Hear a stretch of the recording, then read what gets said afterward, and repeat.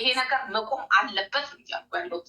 ያ እኮ የኦሮሞ ህዝብ ተጠያቂ ነው ሲባል ሁሉም መጠየቅ የለበትም ስልሽ ምንም የማናውቀው ደግሞ ብዙዎቹ አለ።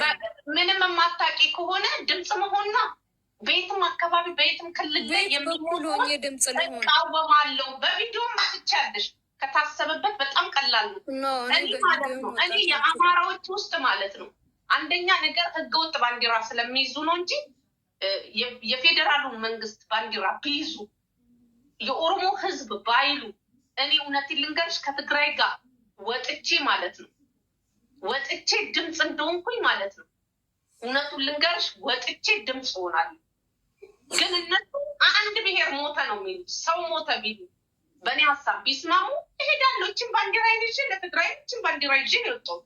ይችን ባንዲራ ይዤ የሰው መሞት በኦሮሚያ ውስጥ መቆም አለበት። የኦሮሚያ መንግስት ይጠየቅላለሁ። አለቀ። ይሄን እልልሻለሁ። በትፈልግ አሁንም እላለሁ። አልደግፍም። ኦሮሚያ ላይ ደም እንዲፈስ አልፈልግም። ማንም ይሁን ማንም ተጠያቂ ያለው የሌለውም መሞት የለበትም። እኔ ኦሮሞ ለሌላ ሰው ስጋት መሆን የለብኝም። አሁን እኮ ስጋት እኮ ነን እኮ በጣም ያስጠላ።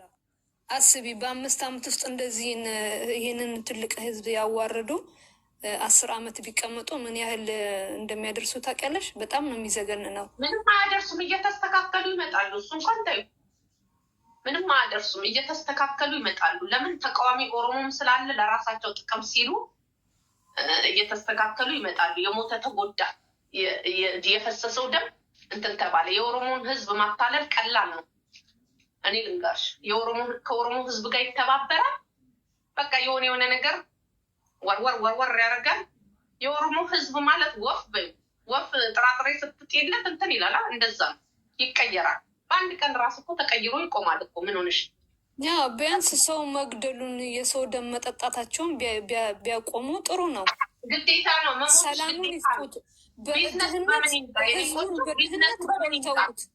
ህዝቡን በድህነት ቆልተውት፣ በዛ ላይ በጥይት የሚቆሉት፣ በራብ የሚቆሉት፣ በስንት ነገር ቢዝነሱ በምን ይምጣ? እስቲ ንገሪ። የዓለም መንግስታት ምን አይቶ ብር ይስጡ? አንቺ ካልተገደልሽ፣ አንቺ ካልሞትሽ፣ አንቺ ካልተራብሽ በምን ይሸቀል? እስቲ ንገሪ። እና በሰው ደግሞ የሚነገደው ማለት ነው። በሰው ልጅ ደግሞ የሚነገደው ቢዝነስ። የዓለም መንግስታት ብር በምን እንዲወጣልሽ ፈለግሽ? በየቦታው በብሔር እና በምናምን ካላባላዎች ከብሔርተኝነት ውጡና መጀመሪያ አንዱ ነው። ከብሔር ካልወጣችሁ መቼም ሰላም አታገኙ። ይሄንን ነው ማለት ሀቅ ነው እየነገርኩሽ ያለው። ብሔራችንም እኮ እንድናውቅና እንድንፈልግ ያደረጋችሁት እኮ እየገፋፋችሁ ነው እንጂ እኛ በመጀመሪያ እኮ ኢትዮጵያዊ ነን ብለን እኮ ከስንት እኔ አሁን በቤተሰብ ከ6 ብሔረሰብ ነው ያለብኝ ልንገርሽ። በአባቴ በኩል በእናቴ በኩል ብሔረሰብ ነው ያለብኝ። ቆንጆ ይልሽ አትሳሳቺ፣ መስመር አትሳቺ። ኢትዮጵያዊ የሚባል ብሔር የለም። በብሔርሽ ተከብረሽ በእኩልነት ኦሮሞ መጀመሪያ ሲታገል በእኩልነት ለተጨቆኑት ምን ያሉት ብሎ ነው የገቡት። ለዚህ ትግሉ በዛ መሰረት ሪያሊቲውን ነው እያልኩ ያለሁት። እኔም እኮ የቄሮ ሞመንት ውስጥ እኮ ኃይለኛ በጥባጭ ነበርኩ እኮ በተለያየ ሲስተም ገባሽ። ለዚህ ማለት ነው ሪያሊቲውን ነው እየፈለግኩ ያለው።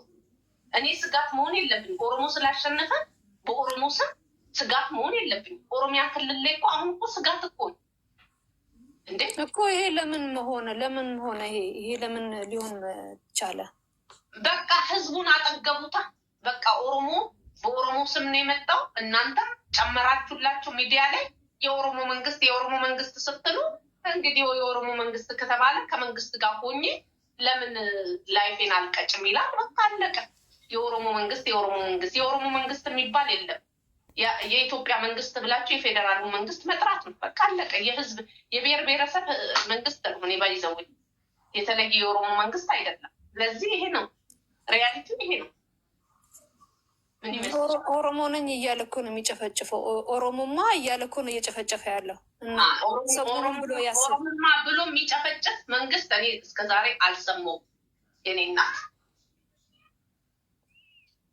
ኦሮሞማ ምን የኢትዮጵያ ፌዴራላዊ መንግስት ብሎ መግለጫ እንኳን ሲሰጡ እንደዛ ነው። የኦነግ መንግስት ብሎ የሚጨፈጭፍ ብሎ ጨፈጨፈኝ ካልሽ አምጪ ማስረጃ። እኔ እቃወምልሻለሁ። እኔ አለው እኔ አንድ የኦሮሞ ልጅ ነኝ። የለም ሁሌ መግለጫ ሲሰጡ እኔ በደንብ ነው የምከታተለው። የኢትዮጵያ መንግስት የኢትዮጵያ ህዝብ ነው ብሎ ነው የሚናገረው። የኦሮሞ ህዝብ እንኳን አይልም። እንትን አብይ ለኢትዮጵያ ነው የቆምኩት ነው የሚለው። በኢትዮጵያዊነት ነው የመጣው።